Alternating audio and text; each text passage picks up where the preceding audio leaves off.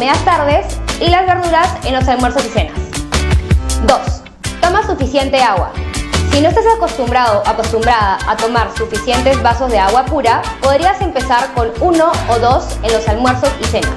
Esto permitirá que tengas una buena digestión y que tu piel esté hidratada. 3. Ejercítate de manera diaria. Trata de buscar un tiempo en tu día para poder hacer ejercicio, ya sea bailar, correr, trotar, entre otros. Esto mejorará tu estado de ánimo, tu energía durante el día y podrás dormir mejor también. 4. Maneja el estrés. Si eres una persona que tiene mucha irritabilidad, dolores de cabeza o quizás insomnio, puede ser que estés pasando por un cuadro de estrés. Busca ayuda psicológica. Esto permitirá que tu día a día pueda ser más llevadero. 5. Duerme entre 7 y 8 horas diarias. Esto permitirá que te puedas despertar descansado y así puedas rendir mejor en tu día. Si tienes alguna duda, aquí abajo te dejo mis redes sociales para que me escribas.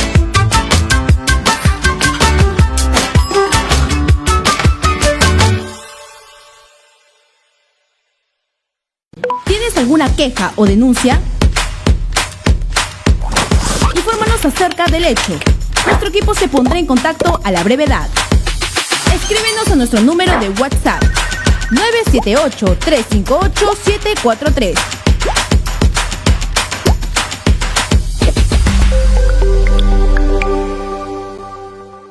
El mundo cada vez empeora. Los males y las aflicciones se multiplican. Para cambiar los males en bendiciones, el Creador ya dio la solución definitiva. En esta serie, Los Secretos de Dios, conocerás paso a paso las revelaciones más profundas y escondidas, cómo aplicarlas en tu vida para ser bendecido, ver milagros sobrenaturales y atraer lo bueno y lo perfecto del cielo a la tierra. Gran estreno, 15 de abril. La comodidad y el buen gusto en un solo lugar. Muebles Maldonado. Calidad y diseños exclusivos en salas, comedores y dormitorios. Todas en finísimas piezas de caoba y cedro. Te esperamos en nuestro único lugar de ventas y exhibición.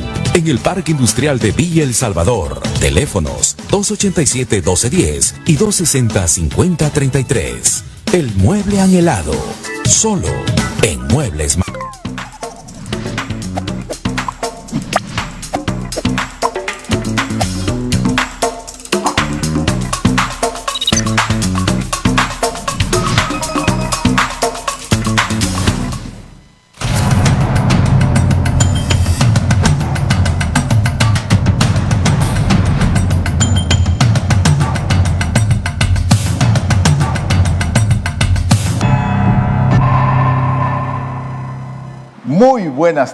Muy buenas tardes queridos amigos y amigas de los conversatorios del futuro. Les saluda Guido Sánchez Yávar y estoy a cargo de la moderación del día de hoy. Y como siempre tenemos que agradecer a nuestro auspiciador Nativa TV. Muchas gracias por el apoyo, gracias. Ahora tenemos un tema sumamente importante, ya lo verán, también tenemos excelentes invitados. Vamos a hablar del tema de MIPES. MIPYMES, ya veremos cuáles son las diferencias, ¿no? Ahora estamos hablando de las MIPES, de las micro y pequeñas empresas. Cuando hablamos de las pymes, hablamos de la pequeña y la mediana empresa, pero podríamos juntar todo, las MIPYMES, las micro, pequeñas y medianas empresas. Muy bien, para hablar de este tema, queridos amigos, nuevamente dándoles la bienvenida, les saluda Guido Sánchez Yávar. Voy a presentar ahora a mis invitados. En primer lugar tenemos a Rómulo Fernández Medina. Rómulo, ¿cómo estás? Muy buenas tardes. Qué gusto de saludarte, estimado Guido, desde el Altomayo, aquí en la región San Martín. Me encuentro en el distrito de Soritor. Muy contento de compartir contigo y bueno, por lo menos por este medio saludarnos. Claro que sí. Rómulo Fernández es presidente de Compyme Internacional. Ahora voy a presentar a Mónica Cepeda. Mónica es CEO de laesquina.pe. ¿Cómo estás, Mónica? Muy buenas tardes. Buenas tardes, un placer estar con ustedes y compartir con nuestros amigos Rómulo, Miguel y por supuesto contigo esta tarde para conversar un poco sobre este importante sector, tan importante que es el más importante en el país, ¿no? Nosotros somos la fuerza, incluyo a la esquina, ¿no? La fuerza laboral y productiva más importante de nuestro Perú. Así es. Gracias, Mónica. Qué linda presentación. Voy a presentar también ahora a Miguel Ñáñez. Miguel es CEO y cofundador de ADN Emprendedor. ¿Cómo estás, Miguel? Qué gusto verte, por lo menos a la distancia. Gracias. Gracias, Guido. Gracias por esa presentación, gracias por la invitación que me han hecho Instituto del Futuro. Gracias también a Carlos, a Mónica y a Rómulo, que estamos ahí presentes. Efectivamente, como indica Mónica y Rómulo, hoy en día el segmento pymes y MIPES es importante en el motor de la economía, un segmento que está un poco olvidado. Yo soy ex banquero, soy consciente de que no se le apoyó efectivamente a estas empresas, pero creo que ahora ya estando en el otro lado, como se dice, del escritorio, me doy cuenta pues, de la necesidad importante de las instituciones financieras de dar el apoyo justamente para poder salir adelante, ¿no? Así que gracias por la invitación. No, encantado a ustedes, muchas gracias. Y hechas las presentaciones, vamos al tema. El 16 de abril fue el Día del Emprendedor, el Día Mundial del Emprendedor. Y el 15 de mayo, o sea, de acá a unas semanas, es el día en el Perú de las pymes, de las MIPYMES ahora, ¿no? Micro, pequeñas y medianas empresas. Voy a empezar haciéndole la pregunta a Rómulo. Rómulo, por favor, ¿por qué es importante la pequeña empresa? Bueno, primero porque por décadas es realmente la bisagra de la economía del país. 99.6% según la fuente del Ministerio de la Producción es las MIPYMES, según la ley 30066, si no mal recuerdo. En segundo lugar, es realmente el sector que ha puesto y sigue poniendo el hombro frente a todas las crisis. Es la que no sale a tomar las calles, no toma las carreteras, generalmente está trabajando 12, 16 horas para cumplir con sus compromisos, para una de ellas partiendo por la familia, por los compromisos contraídos a veces con los créditos, y desde luego con la esperanza de salir adelante, de progresar. Entonces, es un sector fundamental y postergado por muchas décadas por quienes toman decisiones. No digo que no se han dado leyes, hay varias leyes, desde la 705 del año 90 hasta la 30060, es decir, han pasado varias leyes referidas a las MIPES y luego MIPYMES, pero una cosa es el papel, el escrito, y otra cosa es la práctica. Correcto, gracias Rómulo. Seguiremos hablando, vamos a tener varias rondas. El emprendimiento tiene rostro de mujer. Yo creo en eso, estoy convencido. Creo que la incursión, no solo en la actividad emprendedora, en muchas otras, pero en la actividad emprendedora, el rol de la mujer es notable. Es notable. La tasa proporcional de mujeres cada vez que están ingresando al mundo del emprendimiento es muy alta. Empezaron por las mujeres migrantes que llegaban del campo a la ciudad, por ejemplo, una ciudad como Lima. En sus sitios de origen las mujeres tenían actividades productivas, la agricultura, la crianza de animales menores y otras actividades pero cuando llegan a una zona desértica descubren el comercio y gracias al comercio. Pero ahora esto se ha trasladado también sobre todo a las jóvenes que están recibiendo una educación universitaria superior, ¿no es cierto? Dicen, a mí el empleo ya no, voy a terminar mis estudios, voy a hacer todo el esfuerzo para acabar mis estudios universitarios superiores, y lo hacen con mucho éxito, y posteriormente incursionan en el emprendimiento. La tasa ha ido creciendo de manera sostenida del emprendimiento femenino. Mónica, ¿cuál es el rol de la mujer en el emprendimiento? Mira, Guido, has dicho demasiadas cosas y demasiado que comentar también, porque aquí hay que diferenciar lo complejo que puede ser este ecosistema de emprendimiento femenino en el lado de las MIPYMES y las pymes, ¿no? Por ejemplo, hablabas de históricamente a la mujer como la cabeza de un negocio, de un pequeño negocio, y yo te voy a dar un ejemplo, ¿no? Un ejemplo de una realidad bastante dura, ¿no? El padre ausente en las familias peruanas es lo que ha llevado a la construcción de esta fuerza de mujer emprendedora, ¿no? Si ustedes van, por ejemplo, yo soy periodista, he recorrido todo el país, ahora soy emprendedora, estoy del otro lado, pero en cualquier pueblo del Perú, el más chiquito, siempre vas a ver una bodega, una bodeguita, y esa bodeguita hay una madre soltera, estoy segurísima, siempre. Porque esa fuerza histórica de la mujer por poder llevar adelante esa resiliencia de la mujer peruana se ve reflejada desde ahí.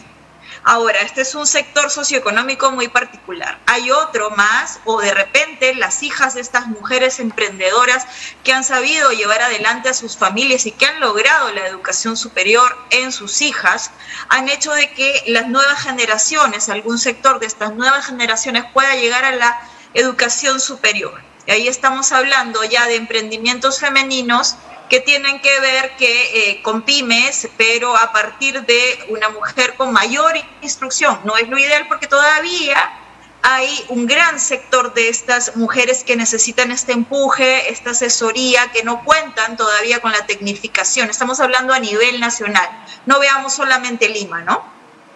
Tenemos mujeres en pymes. Luego hay un sector ya un poquito de mujeres que han podido acceder más a una educación de repente a habilidades o a cursos que les han permitido formalizarse un poquito más, ¿no? Entonces hablamos de startups femeninos, hablamos de mujeres en fintech, por ejemplo, es otro tipo de pyme también, ¿no? Entonces hay una cosa muy compleja, pero lo que sí es verdad es que las mujeres necesitamos más oportunidades para poder instruirnos y orientarnos más, una educación que nos lleve a romper ese techo de cristal de la igualdad y poder también acceder a esa educación o a esos expertise que necesitamos para poder salir adelante.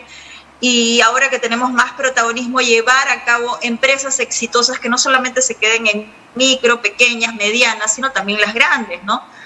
Hacia ahí vamos, el camino está lleno de obstáculos, pero lo bueno es que mujeres y hombres en el Perú somos resilientes y hay una cultura emprendedora bastante fuerte, ¿no?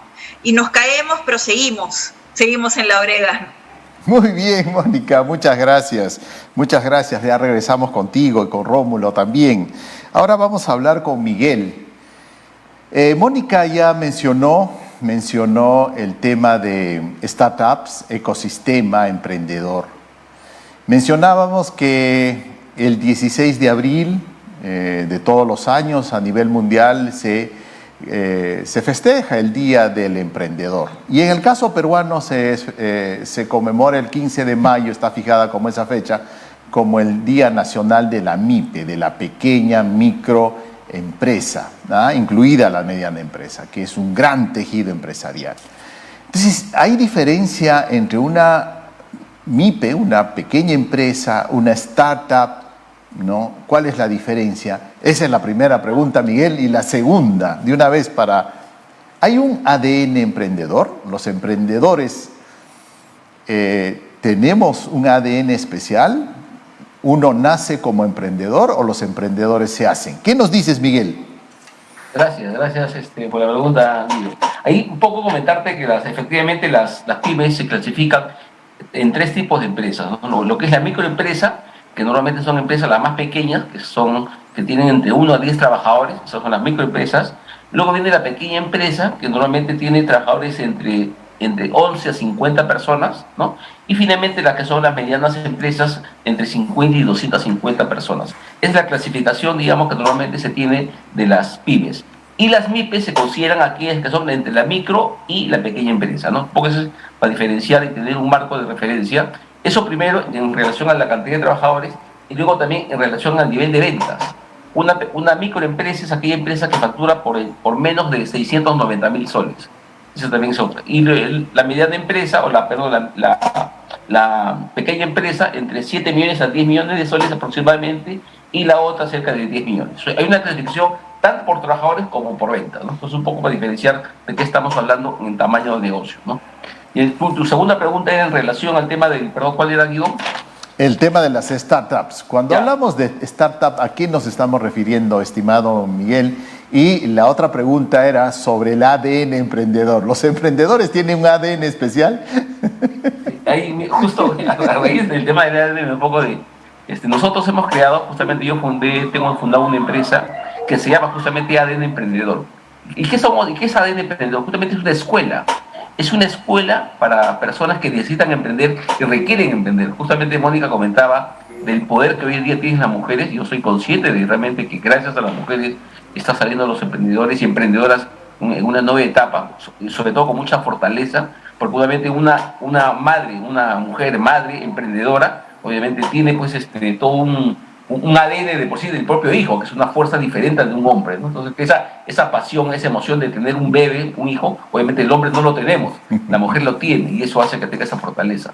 Las personas normalmente, en base un poco al ámbito familiar, hay personas que ya nacen en un ambiente de emprendimiento, de emprendedor, de empresarios, y para ellos es muy fácil tener el tema del emprendimiento porque ya lo viven a nivel familiar. Pero obviamente en la vida todos aprenden. Y justamente en la escuela que hemos lanzado al mercado, que es ADN Emprendedores, es eso, es que todos tenemos el ADN. Lo que pasa es que no lo hemos descubierto. Y hoy en día en el Perú y en el mundo se necesita justamente del emprendedor, del emprendimiento. ¿Por qué? Porque las empresas grandes, las organizaciones muy grandes, medianas y grandes, cada vez están reduciendo la cantidad de trabajadores. Hoy en día ya no hay tanto trabajo como antes. Con el COVID es peor aún. Entonces necesitamos de personas que empiecen a emprender, porque si no, realmente no van a encontrar trabajo. Muchas personas, yo he trabajado muchos años en la banca, en BBVA, 25 años, y he visto cómo estos últimos 2 años con el COVID han tenido que reducir los bancos y todas las empresas grandes en el tema de personal y recursos humanos. ¿Dónde está esa gente? ¿Dónde está esa gente? Y gente que se ha ido con buenos bonos, con una buena situación económica, o están buscando dónde emprender. Justamente por eso nosotros les enseñamos cómo emprender, dónde emprender y que encuentren su ADN, que sí lo tenemos, que todos aprenden esta vida, para poder obviamente estar en el mundo de también poder fortalecer la economía en el país que tanto lo necesita, ¿no? Perfecto. Que el desempleo no te sorprenda. ¿Ah? Haz tu plan B. Muy bien. Nos hablaba Miguel, Rómulo y además Mónica del tema de este tejido empresarial, ¿no? Ese tejido empresarial muy variado, están las microempresas por número de trabajadores, clasificada por número de trabajadores y por el nivel de ventas, para el caso peruano, las pequeñas empresas igual, las medianas y las grandes, ¿no? Pero apareció el tema de las startups, ¿no? Que son empresas de rápido crecimiento gracias a la tecnología, que al final todo es el tejido empresarial. ¿Por qué es importante el tejido empresarial? Hace unos 10 años en Europa se encargó de hacer un trabajo para ver qué pasaba con las empresas más grandes de hace 60, 70, 80 años en Europa. Y prácticamente esas empresas seguían vivas y liderando el ranking de las empresas más grandes en Europa. Pero cuando se hizo el estudio en Estados Unidos, las empresas que ahora están liderando los rankings de las empresas más grandes en Estados Unidos, pues sus dueños todavía no habían nacido hace 60 años. Entonces, la conclusión es que el tejido empresarial en Estados Unidos se está renovando. Y eso trae innovación, trae riqueza, generación de empleo. Y entonces Europa comenzó a decir, oiga, y todos los países del mundo, y por supuesto Perú, y todos decimos, tenemos que tener un tejido empresarial. Tenemos que tener un tejido empresarial vivo, que se esté renovando, que esté ingresando, que esté trayendo nuevas ideas, innovación, como decimos, nueva sangre, ¿no? Nuevo espíritu, ese espíritu emprendedor. Pero, Rómulo, ahora regresando a una conversación, quería preguntarte, ¿dónde están las oportunidades para las pymes? Tú que eres una persona que viene trabajando desde la gremialidad, y por eso te agradecemos, nos puedas decir dónde están las oportunidades de las pymes, o para las pymes también, ¿no? De acuerdo. Previo a eso, permíteme dos precisiones que me parece importante lo que ha dicho Mónica. Nosotros tenemos la plataforma Emprende Mujer en Compyme, y la verdad es que mi brazo más importante a nivel de todas las regiones donde estamos trabajando, más de 4.000 emprendedoras, me sorprenden cada día con innovación, con acción y con propuesta hacia el futuro. Así que digamos, es una cosa que me despierto y miro los grupos y ya hay nuevas cosas. Así que ese es el lado uno con la que hay que fortalecernos frente a los nuevos mercados, a los nuevos nichos, que es justamente donde uno empieza a estudiar por dónde puede estar la posibilidad no solo de la reactivación económica, sino la sostenibilidad de la economía. Y un segundo componente que acabas de mencionar es este tema que escuché en mi participación en el 36 Congreso Mundial de Parques Científicos y Tecnológicos en Francia, el 2019, donde se decía, ¿por qué se mide a una empresa? ¿Por el movimiento económico o por el número de trabajadores? Y la verdad es que se llegó a la conclusión que es por el movimiento económico que puede generar 1, 2 o 3 o 4 personas a través de la industria del conocimiento. Es decir, esta industria que no necesita tan grandes galpones ni tan grandes espacios, sí, sin embargo, tiene la capacidad de articular en función a una perspectiva de futuro e identificando los nichos de mercado. Por eso es que desde Compyme Internacional hemos tenido que cambiar el enfoque. Hoy tenemos un plan de internacionalización, pero que parte del campo a la ciudad. Y es por eso que ahora mismo estoy afincado en la parte selva, pero nuestro trabajo está en todas las regiones, porque creemos que si miramos el campo, donde esté el medio ambiente, donde debemos de trabajar la seguridad alimentaria, la seguridad hídrica, la seguridad ambiental, podemos convertirnos en una fortaleza para el mundo frente a la amenaza del hambre, del calentamiento global. Perú ahí tiene un privilegio por los microclimas, y algo que poco se ha hablado, por ejemplo, es de la micro y pequeña empresa agraria. Más de 2.200.000 MIPES familiares agrarias, muy poco se ha considerado y se considera. Entonces, miro el nicho de mercado, Guido, en este primer elemento, el trabajo entre nos, la rueda entre nos. Veo como una vende el champú y la otra compra las flores y otra vende las confecciones. Es una economía entre nos.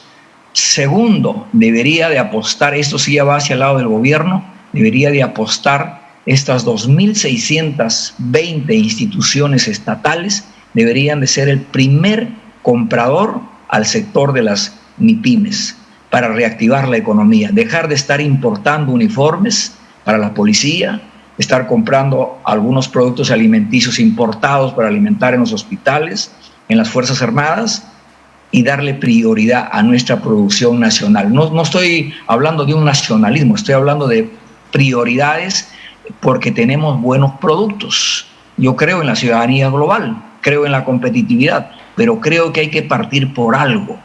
Estas instituciones manejan el presupuesto del Estado, fíjate, solamente para mirar, en el 2017, 41.417 millones de soles en compras estatales. El 2018, 46.726 millones. El 2019, 41.378 millones. Es decir, son más de 40.000 millones de soles que compras estatales se desarrollan por año.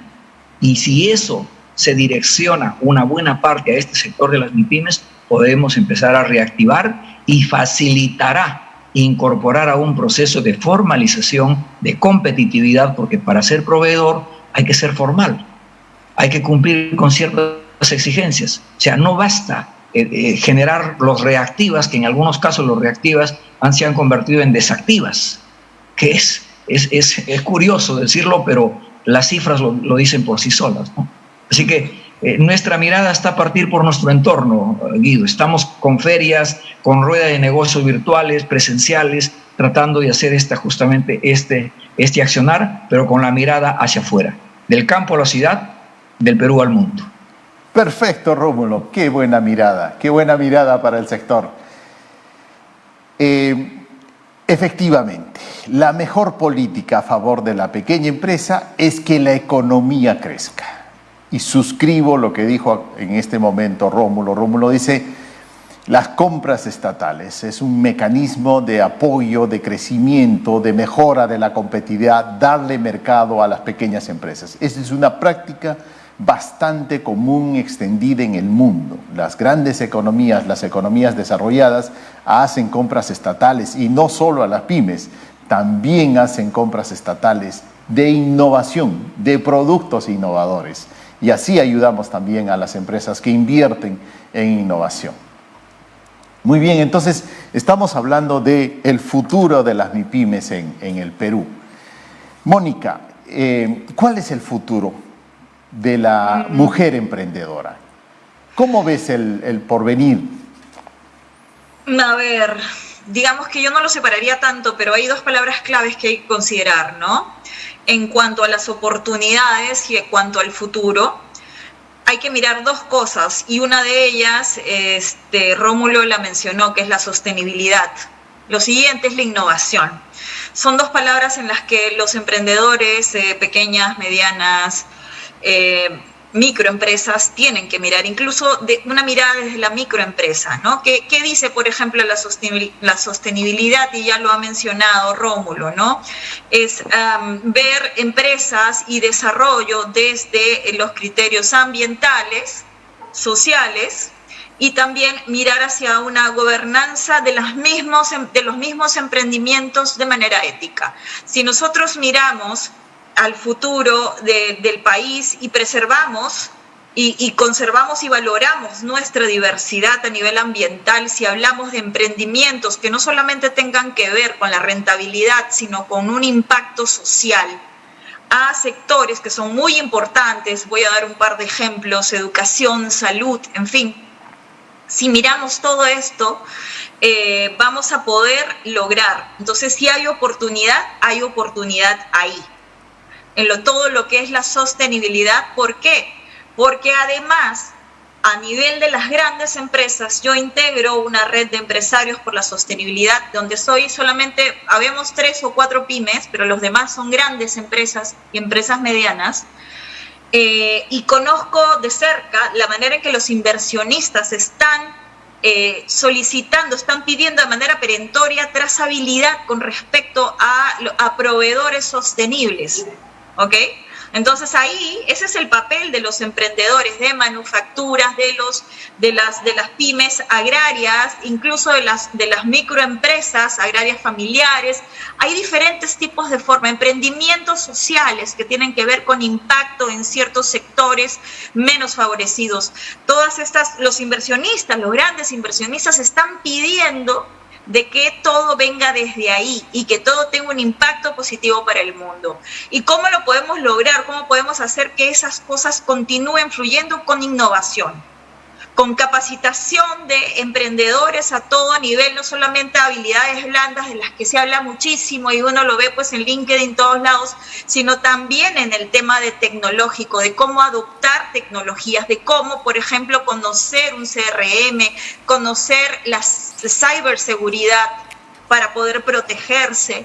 Todas estas cosas hay que ir, y como dice Rómulo, hablando del tema de las compras, del consumo interno, de incentivos al consumo interno, que es muy importante, pero yo le agregaría también el poder conectar con estas empresas y hacer un ecosistema integrado con los compradores, incluso también desde el sector privado, ¿no? Por ejemplo, veía una iniciativa de Confiep respecto a cómo comprarle a estas empresas sostenibles y a estas empresas hacer ruedas de negocios, y cuando, por ejemplo, si hablamos de pymes exportadoras, poder decirle a todo el mundo de las oportunidades que existen, pero siempre desde estas dos ejes que yo veo tan importantes. El futuro está ahí, en la innovación y la sostenibilidad. Perfecto, excelente, Mónica, excelente el mensaje, clarísimo, puntual.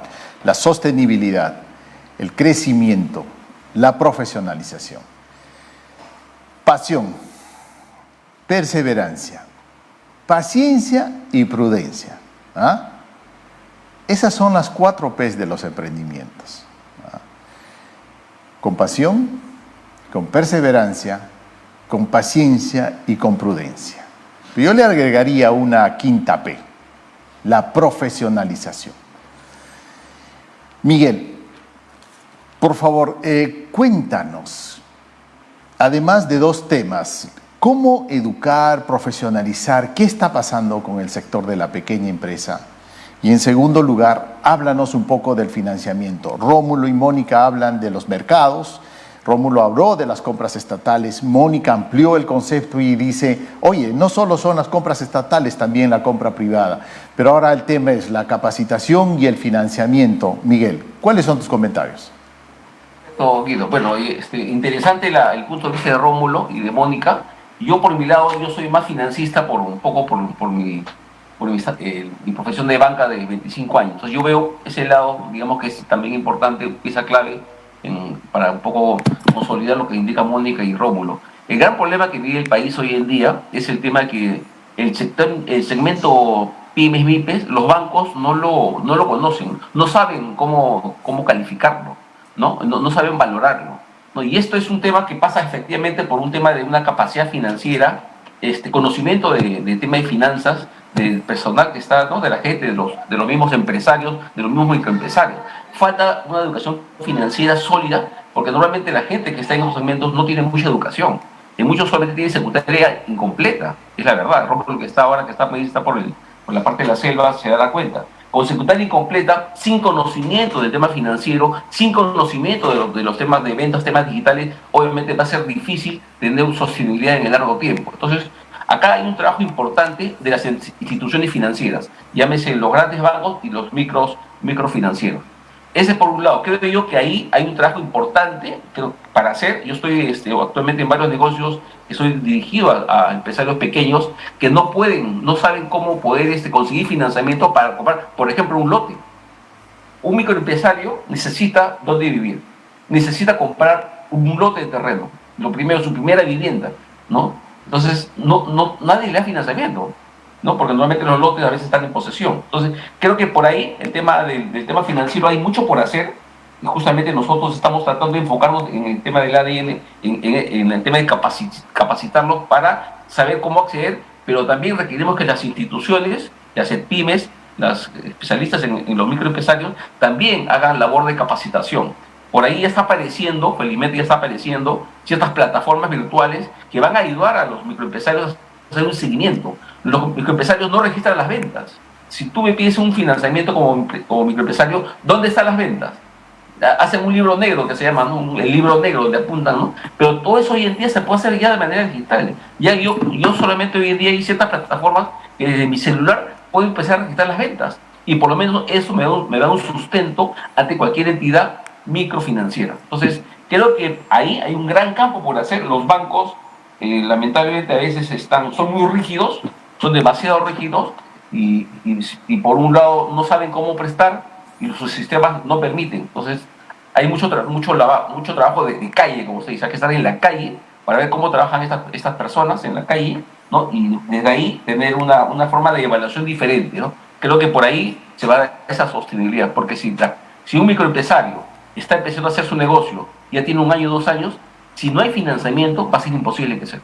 Es más, hay una estadística que por ahí está apareciendo, que una empresa que tiene 10 años, solamente 10% ha crecido. Las demás se han mantenido igual en el segmento pymes. Correcto. Entonces creo que hay bastante cosas por hacer en este tema. Oye, ese tema, Miguel, es sumamente importante porque los empresarios de la micro y de la pequeña empresa, ¿no? Los empresarios, porque ellos son empresarios. A veces podemos decir el microempresario. No, es la pequeña empresa, la microempresa. La pequeña es la empresa, no el empresario. El empresario es el empresario. Muy bien. Efectivamente, la movilidad, ¿no? La movilidad entre pequeña empresa que se mueva hacia el estrato superior, que es la mediana empresa, y la mediana, la superior, en el Perú es muy, muy baja. Y ese es un punto a trabajar. Voy a volver con Rómulo. Rómulo, ¿Cuáles son las barreras en el Perú para el crecimiento de las pequeñas, medianas y microempresas?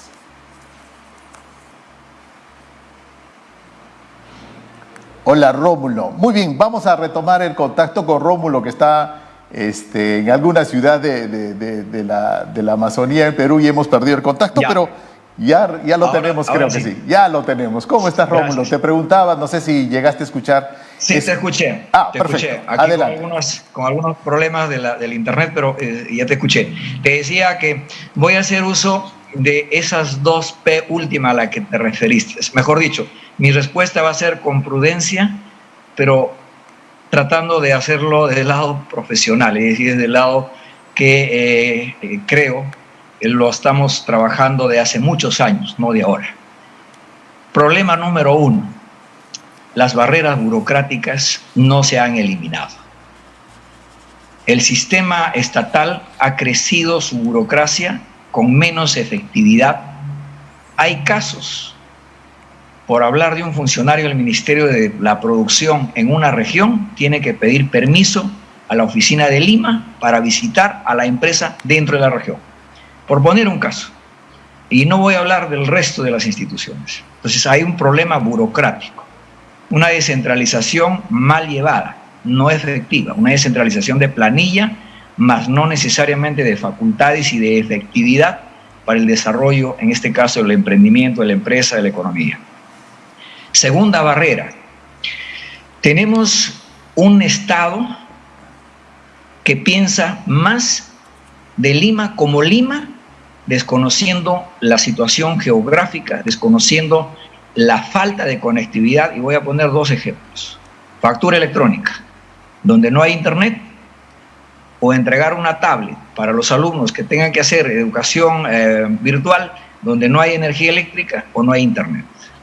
Entonces, se tiene que pensar en el contexto en el que vivimos en la práctica al interior de nuestro país. En esa parte, nosotros hemos sugerido y seguimos insistiendo en lo mismo, que el Estado debe generar una política de ventanilla única, de eliminar ciertas barreras burocráticas, de ir a un sinceramiento tributario. Hay muchos muertos caminando tributariamente hablando, no pueden acceder a tener un nuevo RUC, y eso significa que han tenido que sacar el RUC a nombre del sobrino, del primo, del ahijado, etc. No puede ser empresario ese señor. Es más, no puede bancarizar. Menos del 5% de las MIPYMES bancarizan en el país, según la SBS. Y Miguel podrá ayudarnos seguramente allí. Entonces, este deudor a la SUNAT no puede tener una cuenta en el banco. En consecuencia, ¿cómo se reactiva empresa formal y competitiva para hacer frente a la globalización y aprovechar los 22 tratados de libre comercio que tenemos en el mundo en marcha? Ahí hay que trabajar desde el Estado, y finalmente también hay por el lado privado la falta de asociatividad. ¿Quién representa a quién? La SNI sale a hablar por las MIPES, la CONFIEP sale a hablar por las MIPES, ADES sale a hablar por las MIPES, y las MIPES organizadas en asociaciones y cooperativas por miles, por todos lados, con 5 socios, con 20 socios, con 100 socios, es decir, corriendo como el, perdóname el término que voy a decir y a nuestros televidentes, como el cuy en tómbola, buscando dónde hay un espacio para poder entrar o escaparnos de alguien. Y eso no es competitividad. Creo que tenemos que eliminar esas barreras para tener una hoja de ruta que nos lleve a la formalidad, a la competitividad, y eso nos llevará a un desarrollo sostenible. Correcto, Rómulo. No hay país más diverso, dice. Perú, no hay país más diverso. Es el título de un libro. Qué bonito, ¿no? Y efectivamente, Perú es un país muy diverso, muy desigual, muy inequitativo. Tenemos regiones diferentes, climas, variedades, idiomas, culturas, en fin, es un país muy diverso. ¿Cuáles son las barreras, querida Mónica, para el tema de la sostenibilidad y de la innovación en la pequeña empresa? ¿Podrías darnos algunas ideas de qué está impidiendo que Perú y sus empresas y empresarios sean más sostenibles y más innovadores? Primero conocimiento, porque te voy a decir de que los empresarios a todo nivel no conocen todavía la necesidad de ir más allá de la rentabilidad pura. No hay muchas empresas grandes, y lo sabemos, que ni siquiera se detienen a pensar en el clima laboral, que es tan importante, ni están centrados en su cliente, ¿no? Ni miran a sus stakeholders. Para nuestros televidentes, stakeholders son todas los personajes, sean empresas o personas naturales, que están relacionadas a nuestro negocio. Cuando uno hace negocio, por más pequeño que sea, debe pensar en su proveedor, en el cliente, en la comunidad, en el gobierno, y ver qué es lo que se necesita, estar siempre informado sobre lo que pasa, ¿ok? Si las empresas grandes ni siquiera lo saben, o no los tienen muy claro, imagínense las pequeñas. Y hay algo muy importante, yo aplaudo que Rómulo haya hablado del tema de la descentralización, porque tenemos tantos emprendedores con ganas de escalar sus negocios, pero todo se mira desde Lima, y la burocracia los deja pues ahí a medio camino, no piensan ni siquiera en las diferentes realidades. Veo, por ejemplo, conozco el trabajo del emprendimiento social, de esta red CUNA, que hace aceleración de emprendimientos sociales, y conozco por las ONGs en las que trabajo. Bueno, yo tengo una empresa de asesoría de comunicación que trabaja mucho con ONGs, y por ejemplo hay comunidades nativas que tienen un café extraordinario, ¿no?, en Amazonas, y quisieran producir más. ¿Cómo hacen si ni siquiera tienen conectividad? ¿No? O sea, ¿cómo hacen para escalar? Entonces hay desafíos, hay grandes barreras que impiden que esa innovación llegue y que se conozca la sostenibilidad y la diversidad se aproveche, tal como, o sea, yo celebro que Rómulo esté ahora en Alto Mayo, donde además se hace un café extraordinario, ¿no? Y hay muchos frutos y muchas cosas y mucha gente muy capaz que podría exportar incluso con valor agregado, porque no solamente hablamos, claro, ahorita ven, por ejemplo, frutos amazónicos, el café como tal, pero ¿qué pasa con los productos? Se quedan en los lugares y el gobierno ve, y de repente PROMPERÚ te hace una feria bonita donde ves, no sé, pues el camu camu hecho por unas señoras, pero no tiene un valor agregado, no tiene una certificación orgánica, no tiene muchas cosas. Hay tantos desafíos, tanto que hacer, pero todo parte del conocimiento de lo importante que en este momento en que el mundo necesita ser sostenible, no solamente ambientalmente, sino que las empresas necesitan ser sostenibles a nivel financiero, como lo decía Miguel hace un momento, y todo tiene que ver con la innovación y la profesionalización. Hay un camino inmenso, sobre todo cuando ya llegas a formalizarte y ves que no hay incentivos, y ves que el Reactiva se fue a las empresas grandes, y ves que ya salió la ley esta que te tienen que pagar a 30 días, pero ya hay formas en las cuales le provees a alguien y la gran empresa te dice te pago en cuotas, en fin, o sea, hay tanta cosa que hacer que no sabría por dónde comenzar. Te voy a decir, Guido, pero te hablo de los desafíos y las cosas, y tendríamos que estar acá 6 horas hablando con Rómulo y Miguel para ver cómo podemos hacerlo, pero el Estado, el mismo ecosistema, las mismas empresas, la unificación, la asociatividad, te juro, nos falta tiempo. Así es, efectivamente, un tema apasionante, interesante, pero con mucho futuro. Te hago la pregunta, Miguel, las barreras en el tema de financiamiento en general del apoyo a la pequeña empresa, ¿qué nos dirías? ¿Qué está faltando? ¿Qué podrías decirnos del sistema financiero? ¿Qué podrías decirnos del sistema de las microfinanzas y de esta escasa preparación que puedan tener algunos empresarios de la pequeña empresa para solicitar, para acceder a un crédito?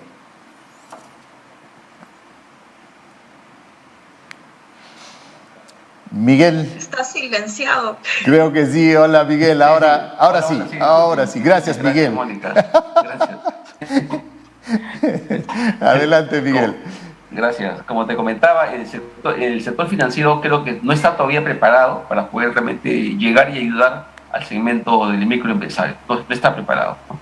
Yo te lo digo porque yo he estado en la banca muchos años y recién ahora estoy viviendo en carne propia la gran problemática, ¿no? Entonces, yo pienso que por acá Ya los grandes bancos, a pesar de que tienen entidades, también son parte de un grupo que han hecho también sus microfinanzas, ni siquiera estas entidades de microfinanzas están preparadas, porque siguen parametrados a veces digamos, a normas, porque son bancos extranjeros y tienen otro tipo de normativa. Entonces, yo pienso que es el momento, de repente ahora que el mundo está abierto, ¿no?, a los fondos de inversiones, a los fondos privados, creo que podemos conseguir fondos, ¿no?, donde podamos nosotros, los que estamos, digamos, de alguna forma, como Rómulo, como Mónica, que ya conocen un poco más de lleno lo que está pasando en las microfinanzas, y los microempresarios o los empresarios pequeños, como quieran decirlo, podemos dar o aportar con mucha gente más cómo podemos dirigir este tipo de fondos a este segmento de mercado, ¿no? ¿Y por qué te digo? Porque da pena que, dado que la banca no está presente con los pequeños empresarios, se tenga que recurrir a la banca paralela. ¿Y qué es la banca paralela? Bueno, la banca paralela es, obviamente, personas que de alguna forma prestan, pero ya pues son como usureros. Imagínate que tú puedas pagar, Guido, 10% mensual por un préstamo. ¿Qué dirías? 10% mensual de un préstamo, que es la tasa, una tasa barata, una tasa barata para ese segmento, ¿no? Y después han aparecido hasta por ahí, se ven en los periódicos los colombianos, que también prestan, y ellos te prestan y tienen que pagar diario los intereses.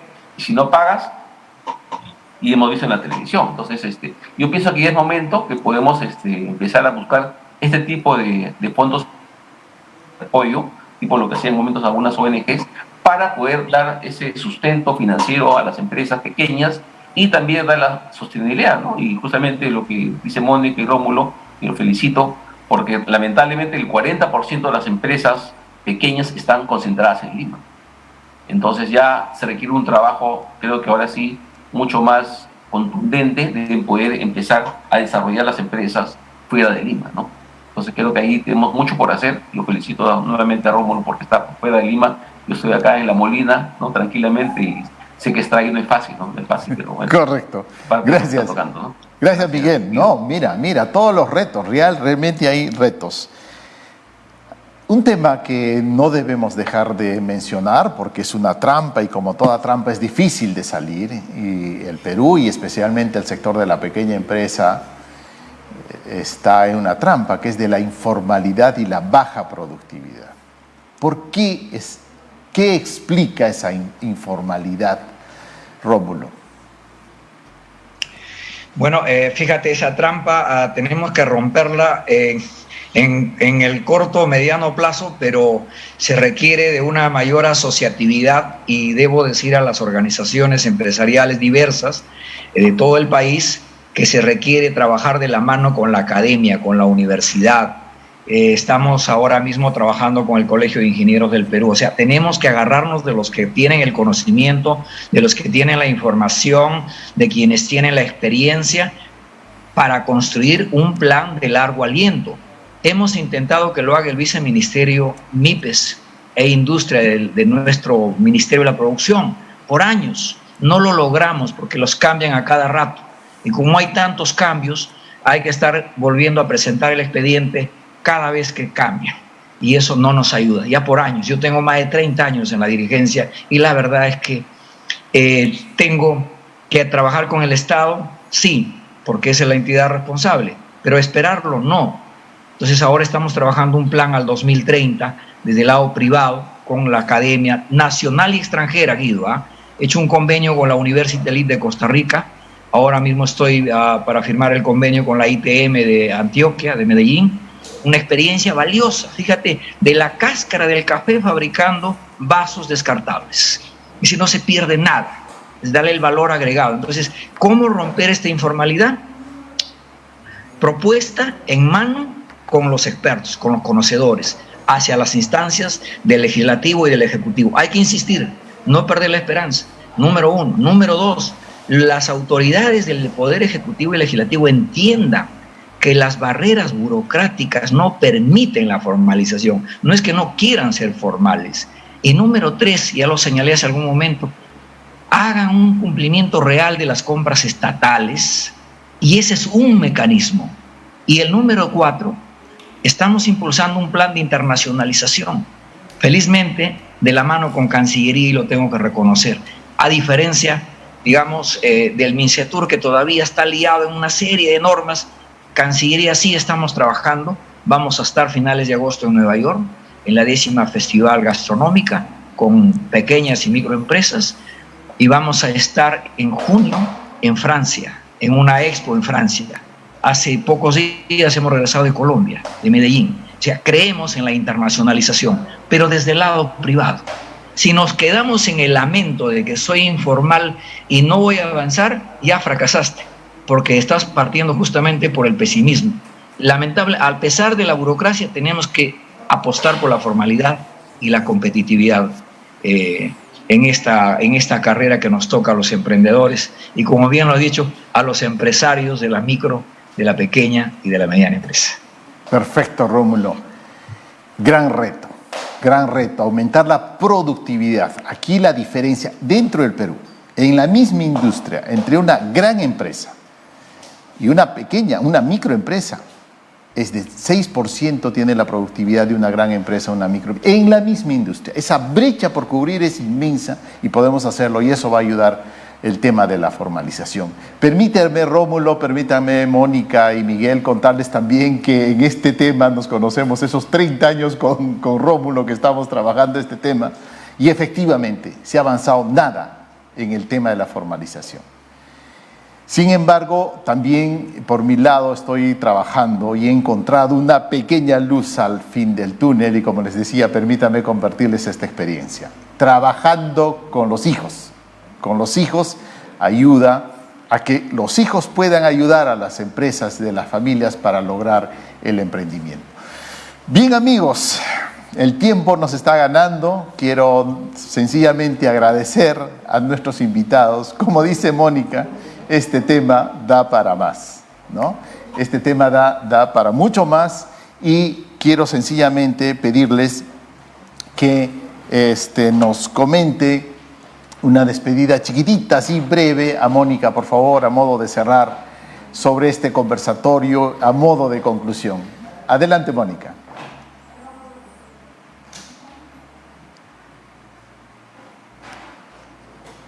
Mónica, creo que tu micrófono también está... Por favor, nos ha tocado a todos hoy día, pero nada. Es parte de la digitalización. Agradecer y repetir los 2 mensajes claves que di. Para el crecimiento se necesita mirar a la sostenibilidad, estar siempre en la innovación y en informarnos todos de cómo está el ecosistema y unirnos, como dice Rómulo, por favor, mirar al interior del país, aprovechar nuestras cosas, siempre profesionalizándonos y conociendo todos los instrumentos que ojalá nos permitan crecer. Gracias que tenemos Internet por este encuentro, y gracias, y Internet también nos sirve pues para conectarnos. Correcto. Como emprendedores, y para ver de qué manera podemos avanzar en esto. Gracias, Mónica Cepeda, que es CEO de laesquina.p. Gracias, Miguel Ñáñez, CEO y cofundador de ADN Emprendedor. Y por supuesto a Rómulo Fernández Medina, presidente de Compime Internacional. Conmigo será hasta otra oportunidad. Les saludo Guido Sánchez Llávar. He estado feliz y encantado de acompañarnos. Gracias por su gentil y amable compañía. Muy buenas tardes.